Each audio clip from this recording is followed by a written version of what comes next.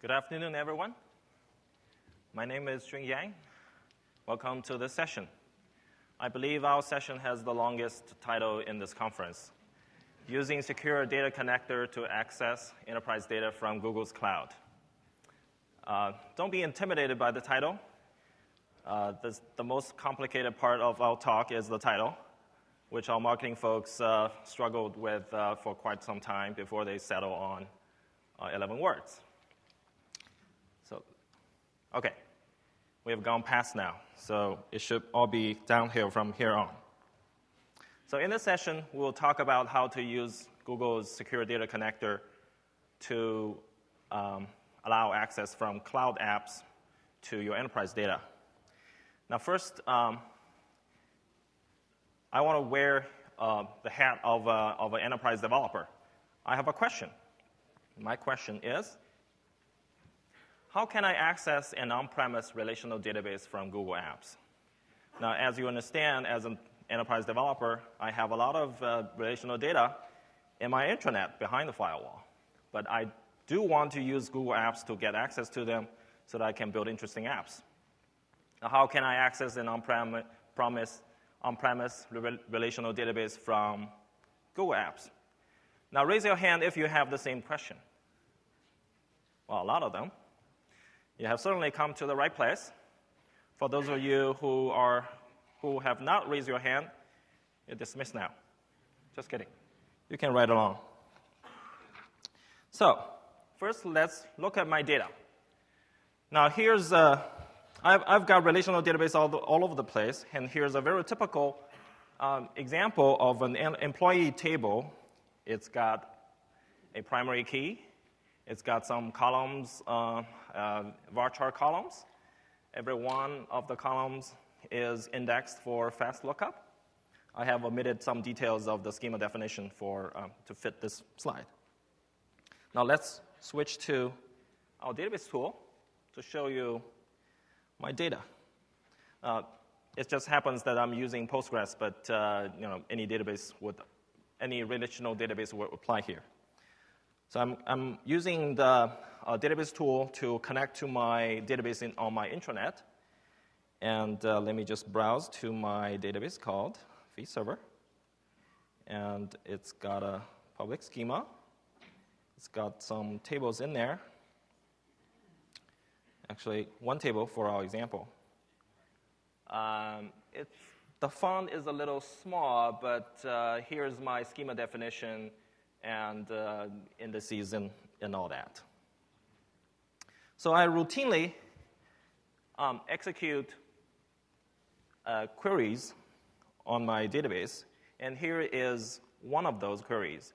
What it does, it searches employees, the top 20 employees in that database, by using their first name and last name and location. All the ampersand here are wildcards. These are placeholders for parameters we want to plug in later. So let's see how that query works. So I bring up my SQL tool, and I open up the two queries that I have written beforehand. Yeah, this is a little small, but this is the same query that we listed on the screen. It returns the top 20 rows in this query using first name, last name, and location against my employee table. So let's execute that. And here we go. We've got our 20 items returned. And as you can see, I have a lot of data in my relational databases. I like that because relational technology is a proven technology, and it works very well for me. I like the fact that I can execute ad hoc queries on my data, and the fact that I can just set up referential integrity rules, and the database will enforce them for me. So, and other goodness of relational technology. But the problem is my users don't use database tools like I do. Execute SQL queries for their daily work. They don't do that. What they want is easy-to-use applications Most of these apps today are web apps, such as Google Sites, Gmail, and spreadsheets. So we'll see how we can enable my users to be able to access the same data from Google Apps.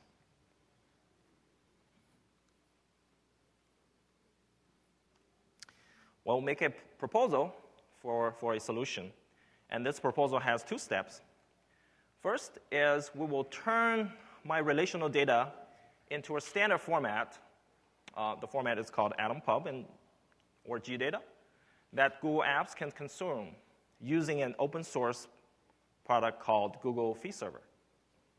And the second step is we will enable secure access to that data in the standard format using another open source product called Google Secure Data Connector. The agent part is open source. And a little bit of word about AtomPub and GData. AtomPub is an open standard for data format and also RESTful APIs for data access. And GData is Google's implementation of that standard. That is supported by many Google apps. And there are client libraries in various languages, such as Java, JavaScript, PHP, .NET, Objective-C, to name a few. And we will use those client libraries in our demos today. So we have not invented any new format here. We're just using an existing standard. Now here is the architecture of our solution. At the bottom, I have my relational database inside my firewall. And on the top, I have cloud apps in different forms as gadgets, as App Engine apps, as spreadsheets that I want my users to be able to use against my own data. Now, in the middle, we can see the bridge between the two. The bridge consists of 2 parts. One is Fee Server that translates a relational data into a standard format, like we said before. And the second is Secure Data Connector agent that makes that data available to Google Apps securely, to lift up my data into the cloud, so to speak. Now first, let's install Fee Server. And this step I have done for our demo. But on the other hand, it's actually pretty simple. You just go to this site, and the documentation tells you how to download the code, compile it, configure it, and run it. And we'll show you how we have configured it in the next slide. Now here's how we have configured it. First of all, to connect to my database, I need a database role account. So in my dbconfig.properties file, I specify that. I specify which JDBC driver to use. Oh, by the way, Fee Server uses a JDBC adapter to do the translation between relational data, or to do the translation between JDBC, which is the standard Java Database Access API, and AtomPub. So we use that JDBC adapter in Fee Server, and here's how we configure it. We specify which JDBC driver to use, in this case, certainly Postgres JDBC driver, and which database to connect to. The database is on my DB column, that port. Database is Fee Server, called Fee Server. And the database role account is called Fee Server and the password. And also connection pool parameters I have omitted for the whole thing to fit in this slide. And you have full control of connection pool parameters.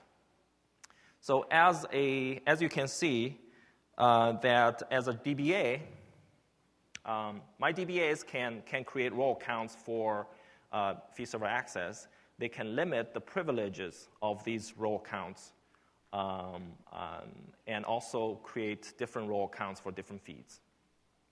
So DBAs still have full control of what access to give to which part of Fee Server. Next, need to transform my request, the URL request, into a SQL query. Right? This is what we want to do. So on the top is the URL resource/employee search. And with two URL parameters, one is name, one is location. So at the bottom is the definition of that transformation from the request to a SQL query. As you can see here, the select query is what we executed before. And instead of those percent wildcards in there, I have put pound, variable name pound in there so that I can pass these parameters from the URL into it. So for the red ones are basically define the mapping between the URL resource, a resource pointed to by the URL, and a SQL query. So employee search maps to employee search.xml configuration file.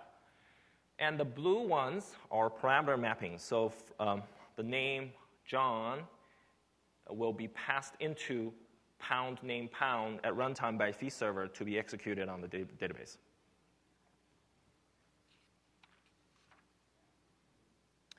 And next, now the query has been executed on the database, we need to transform the result set back to a response, an Atom response. And here's how we do it. All those orange ones are result set column names. So last name, first name, all lowercase, these are database column names returned by MySQL query. And the blue ones are Atom Pub property names. So here I do the mapping. Although I'm only changing the capitalization, in reality you can do whatever kind of mapping you want. You can change first name to given name or whatever. And the green is a hash map. It's a generic data type that we use to store the result set so that we don't need to do any programming on the server for this demo to support this kind of any kind of queries. Now that we have configured our fee server, we are ready to test it. Now we run this query against that curl is basically a command line HTTP client that allows us to exercise our fee server. I have already started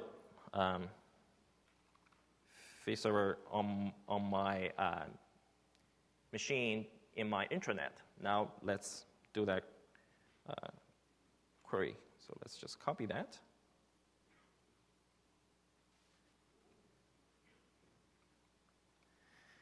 And execute it here. It gives us a bunch of XML. Well, we cannot really easily discern that, so I have loaded that into a file, and so for us to browse in the browser. So let's enlarge this a little bit. So that says it's a query against this URL, and it returns 20 entries there, and the top entry is this.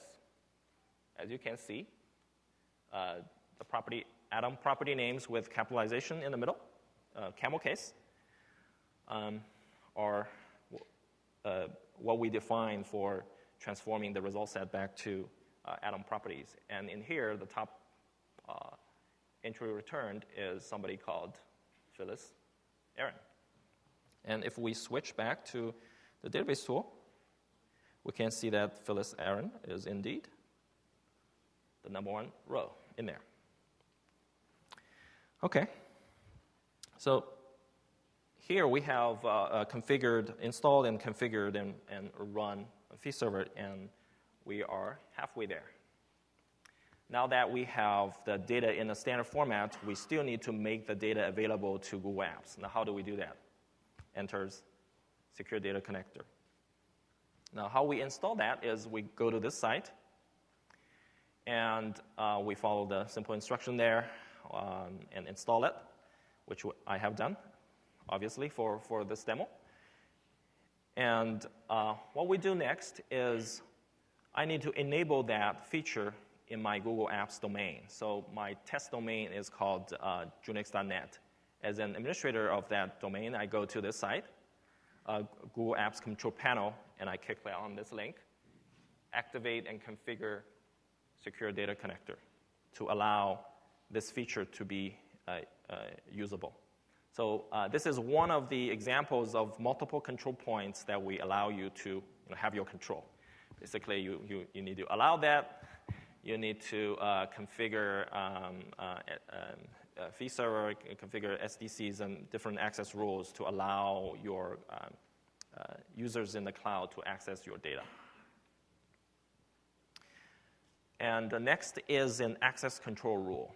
So this is one simple rule for the Secure Data Connector agent.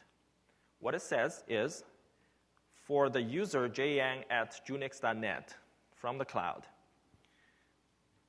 only this URL, which is on host, palmtree.corp.junix.net on port 8080, is allowed for App Engine app called java-sdc-io. So that limits by user, by app, and by URL patterns. And similarly, we can do this to allow access from gadgets and spreadsheets, which I have done for this demo. Now, Secure Data Connector is configured. Now, we can run that with that first command. And as you can imagine, I have already run that. And let me see. And the second command shows, allows us to watch the log of SDC. So you can watch the traffic between Google and SDC and see who is accessing which resource. So we'll run that. And later on during the demo, we'll point back to here to point out interesting things in the log. So, okay. So we're just watching the log, and we'll switch back to here later. Now, we have configured both fee server and Secure Data Connector. As you can see, we haven't written one line of code so far. Right? Actually, in this demo, we will not be writing any server-side code.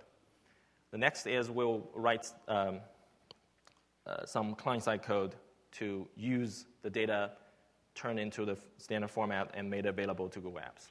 So first, let's write a gadget. Now here's the main code in that gadget.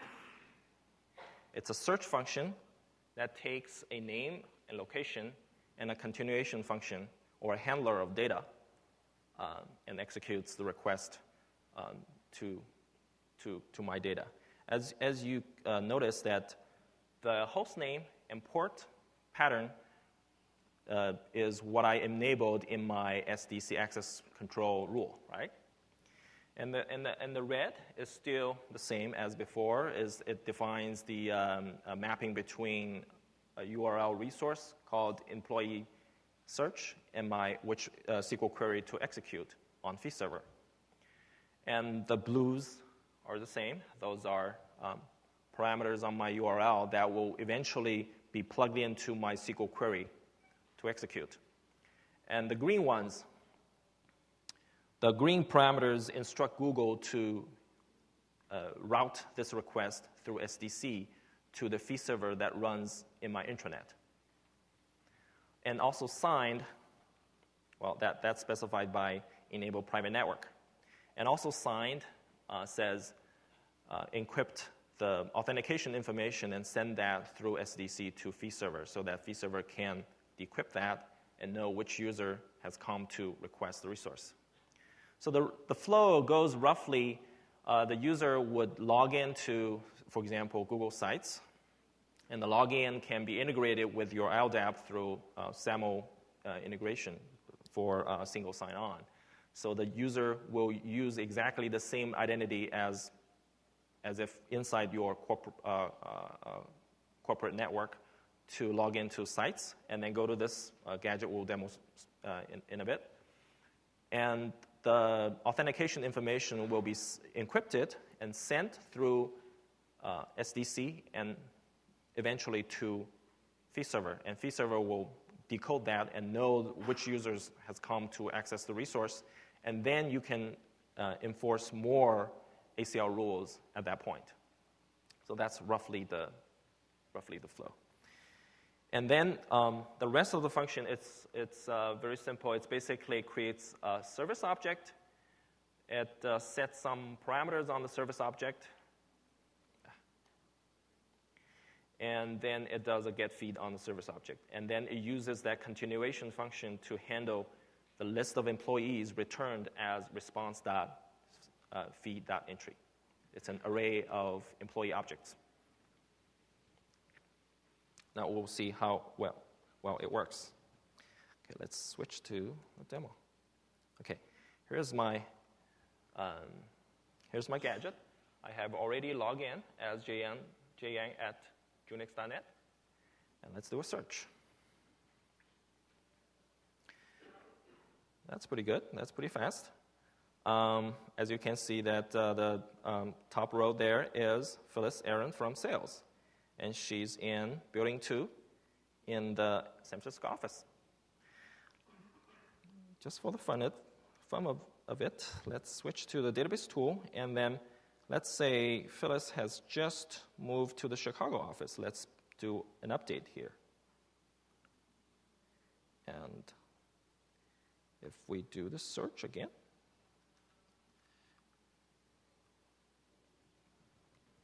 and you can see Phyllis Aaron on the top has moved to the Chicago office. And notice how fast it is. This request goes from the browser to Google, to SDC server, to SDC agent that we installed and run in the intranet, and then to fee server running on intranet, and to my database running on intranet, and all the way back in under a second. Okay, so next let's try some other queries. Let's say, let's find all the Johns in the company. Here are the top 20 Johns in the company, and then say let's top 20 Johnsons in the company. How about those Johnsons in Mountain View office?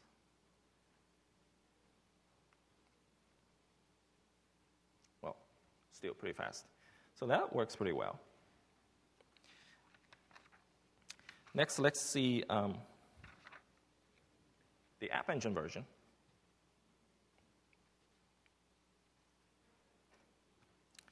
Now, for the App Engine version, first what we do is we define a Java bean called employee to hold those properties. The first property, I have only included first property last name in here. But the other properties, you can imagine, are defined very similarly.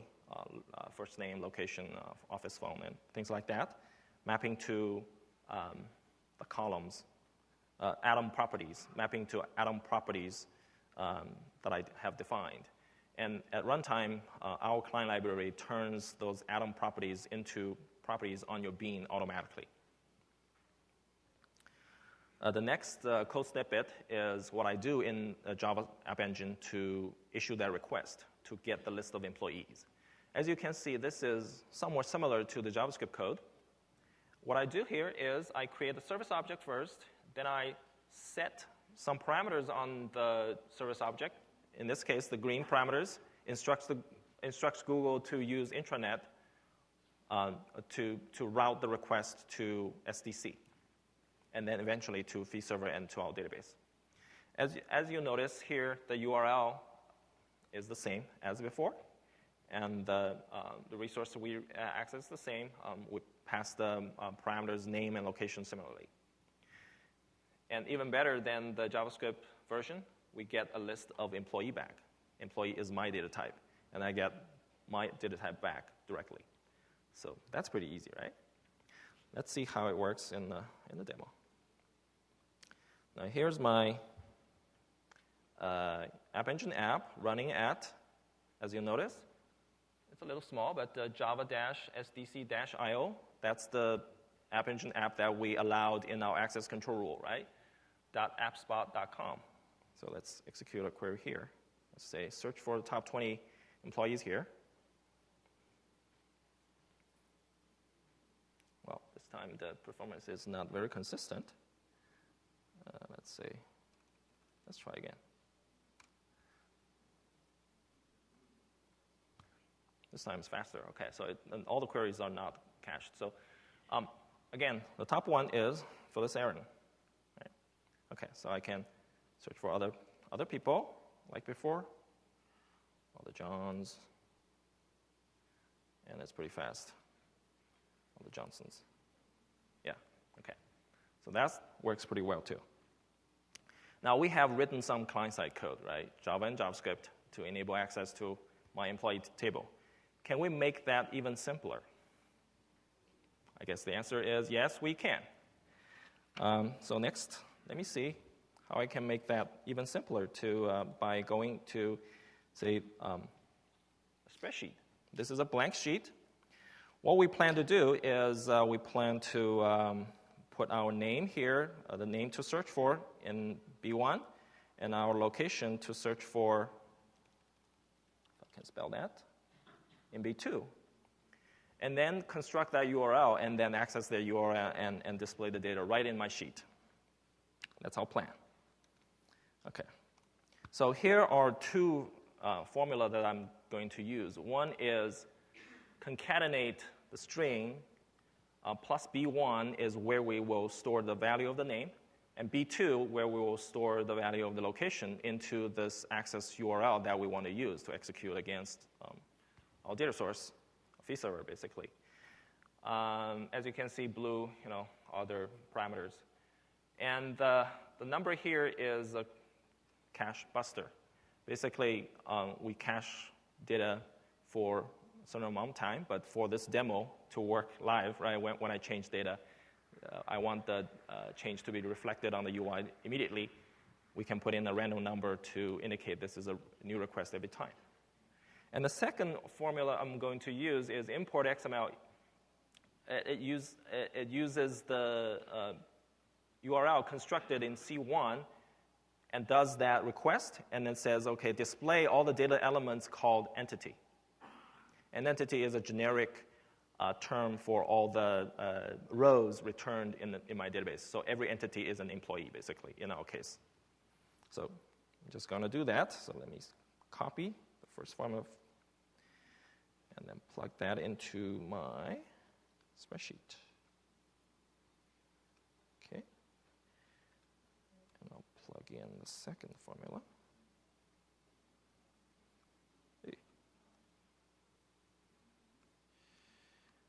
Into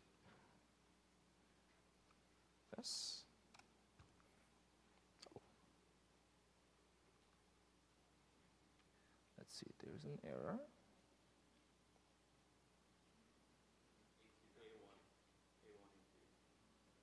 A1, A2? No. B1, B2, that's the value. I'm going to, yeah, sorry. Okay. All right, okay. Let's see if we can spot the error here. Oh, yeah, of course. Single quote, convert to double quote. All right, here's my data. As you can see, that Phyllis Aaron, again, is on the top.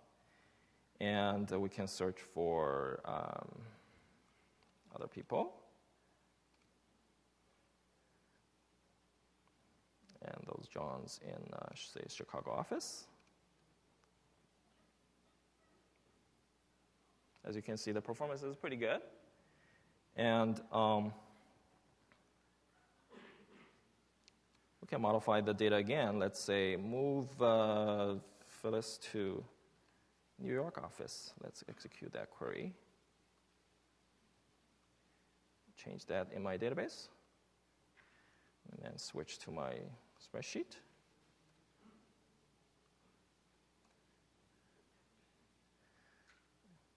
Oh, I need to change the magic number so that I don't hit the cache. As you can see, Phyllis Aaron has moved to the New York office. Okay.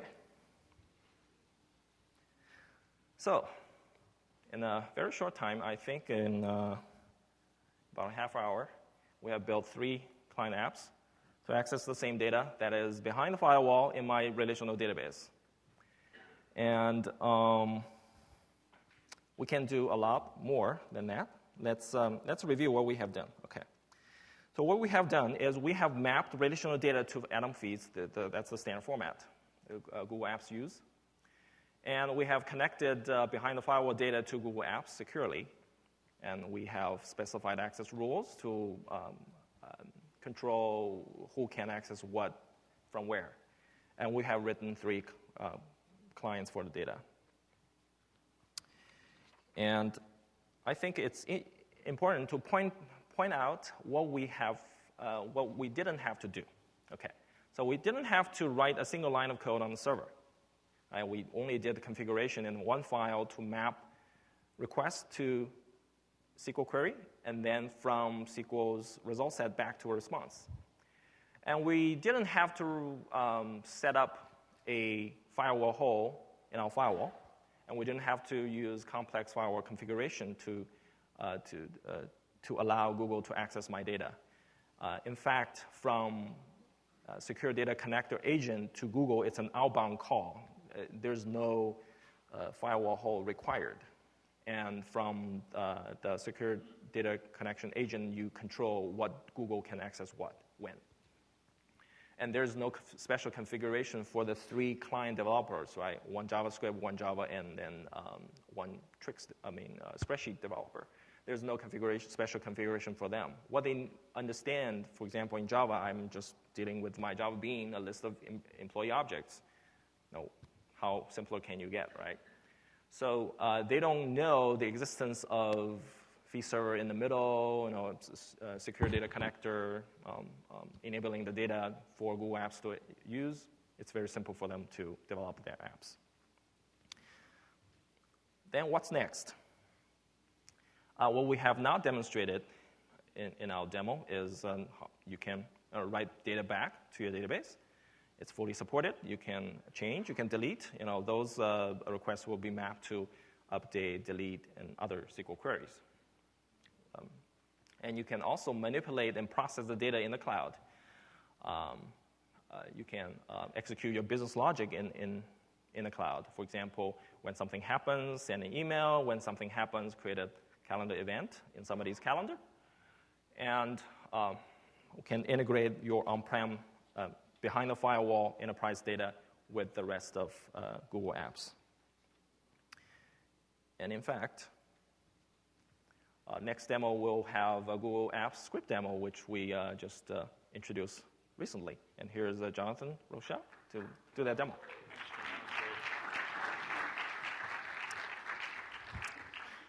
Hello. I'm going to try to do something amazing here, which is set up for my demo while I'm talking, which might not be possible. So I'm going to talk about Google Apps Script. It feels kind of natural that you want to get your own data and then you want to do things with it. And so Google Apps Script lets you do things with that data, lets you do things across apps. So I'm going to actually log on to a domain, a test domain, which has some examples on it. Normally I would do this before I came up here, but we didn't have the luxury of 2 machines here, so.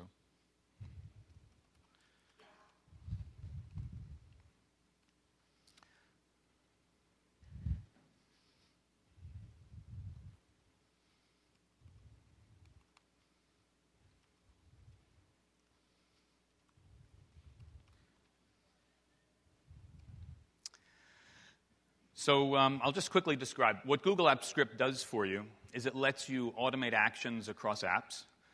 That's a fairly generic way to say that it lets you do things that you would normally do manually. It starts in spreadsheets.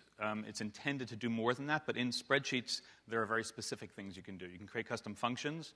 You can access and edit data, or formulas or formats. You can do the things that you would almost expect to be able to do in spreadsheets. And then it goes outside of spreadsheets to reach into calendar, to be able to create and look at events, to be able to look at mail in a very limited way, to be able to send mail.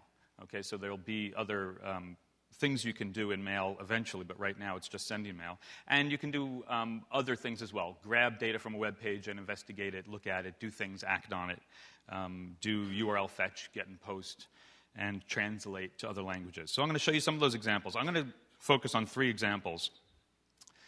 The first is fairly simple. It's a custom function.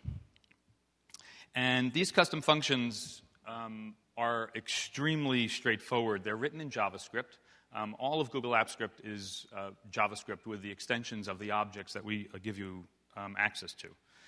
So the way you access Google Apps Script is through the Tools menu. And right now, just to clarify, we're actually in a limited test mode. So you have to apply to get your domain activated. And once it is activated, you can access it the way I'm showing you now. And I'll tell you now, just in case you want to visit it, we actually have the link linked from the Google Enterprise blog, which is googleenterprise.blogspot.com. It's still, I'm not going to go into the detailed URL. It's still the top post, so you should be able to find it, no problem. But from the Tools menu, there's a Script submenu, and you go to Edit Scripts. And I'll just very quickly show you the code of these custom functions. And a script can contain more than one function. So this script is called convert. It's got 2 functions in it. The first is the inches to millimeters function. It's definitely not the best way actually to write a function that's going to do conversion, to have each function for every single conversion you'd want to do, but I just wanted to illustrate the point. You can see it's just plain JavaScript. There's a declaration of variables. There's a quick test to look at the input and to return something in the cell that says it's an error if it is, to do the simple calculation, and then to return that value to the cell.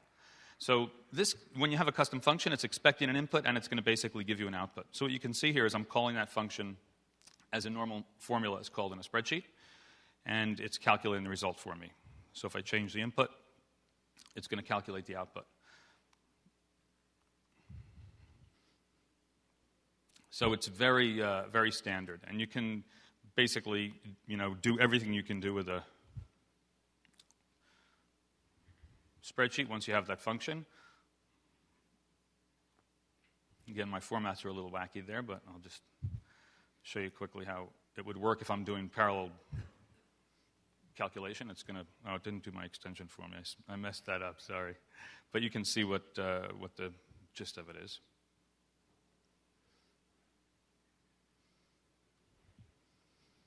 So in case any of you are looking to convert many inches to millimeters, I'll sell you this custom function.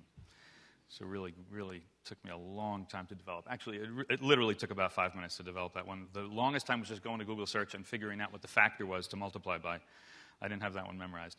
So the second example I want to show you goes beyond. So you saw how to actually access script. It's in the Tools menu, and how to do a custom function very simply. And again, this is, once you have data pulled in through SDC, there are things you want to do with that data. That's kind of the whole point.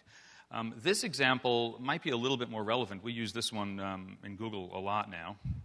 This was generally, if you look at the abstract of this example, it's very popular, which is forms are used prolifically at Google and other customers. And one of the things you want to do is look at the data that came in on form, the same way you'd look at data that came in through SDC, and do stuff with it. This one is going to send confirmation emails. So you can manipulate the data potentially that came in, or look at it and approve it, and send emails. What I want to show you in this example is the 2 ways that you can execute a script. And this script is not a custom function. This one is just processing.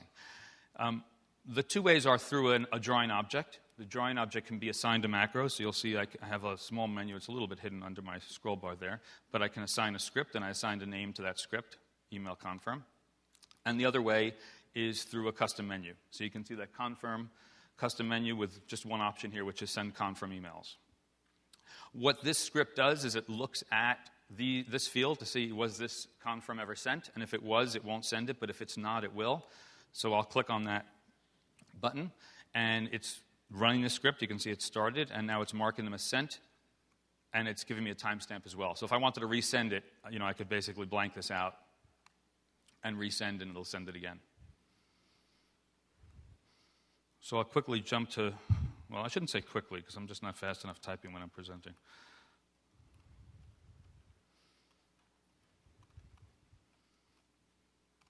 But I'll jump to my mail account so you can see the email. email that came in was defined by my script. My script said, what do I want that email to contain? So you can see all those responses just came in and within the last minute. And the contents of that email is defined by my script. I put in there what I wanted to in the format that I wanted. So it's an HTML string, basically, that I sent out to that email. I could also create attachments and formulate those attachments and put them in that email payload as well.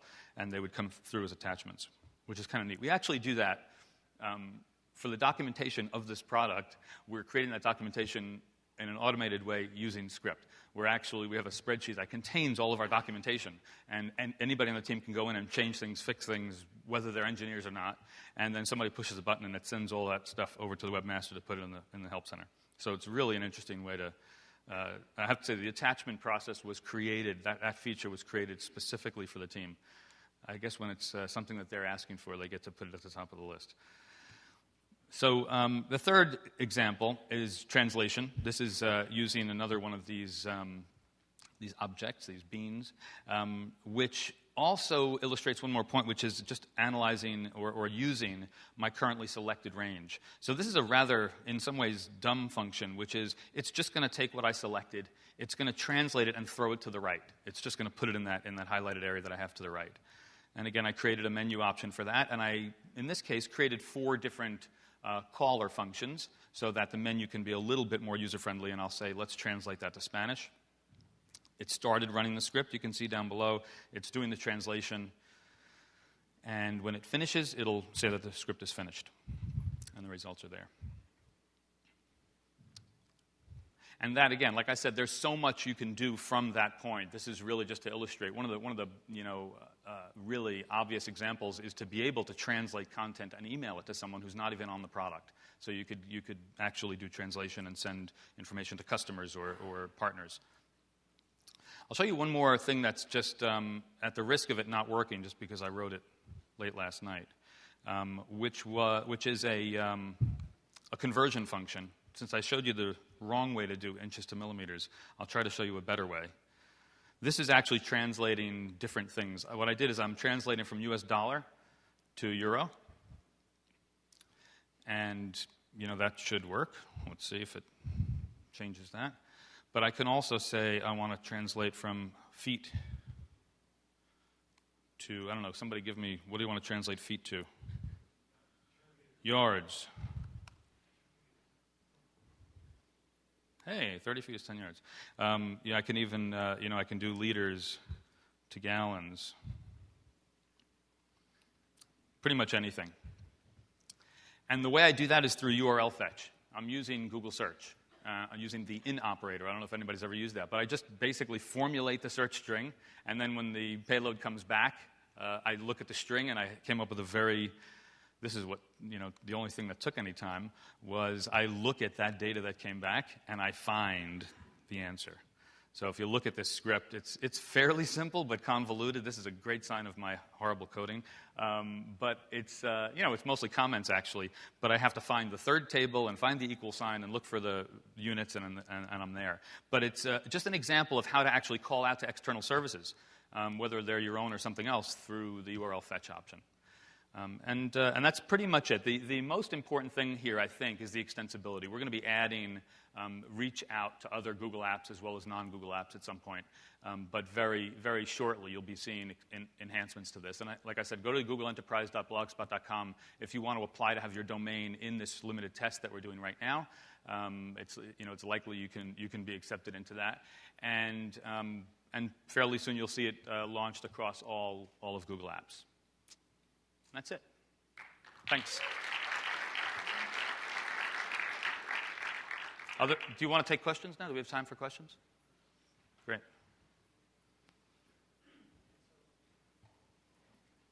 Do we have the mic on? There we go. Question about 2 quick ones. One about the email.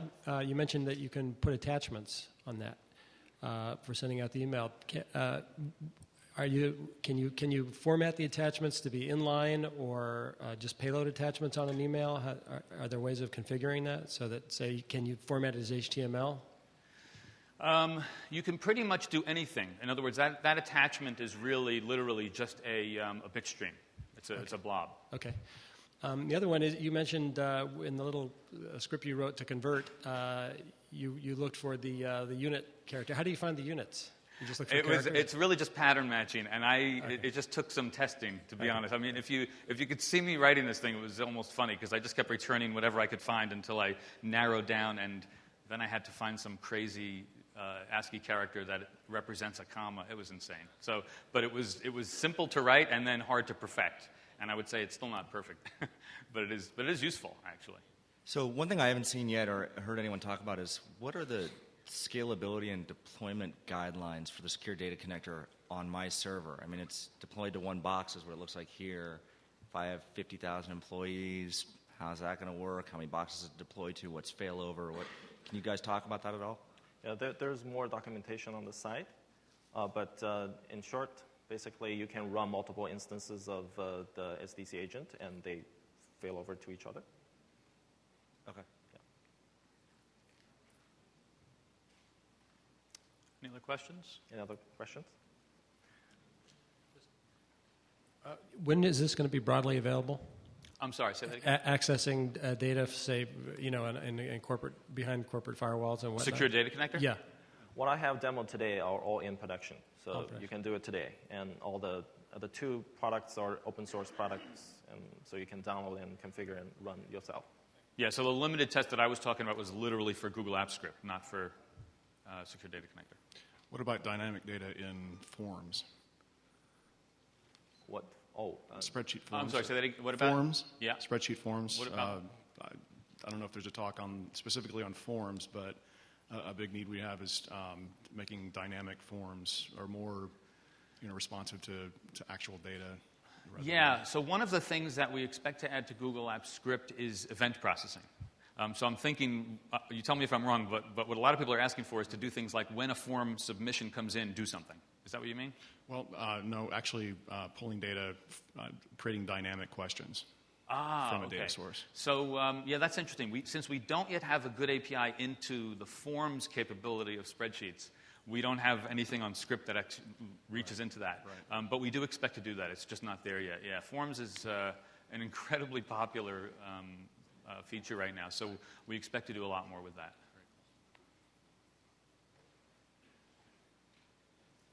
Okay, looks like we're done. Thanks. Thank you.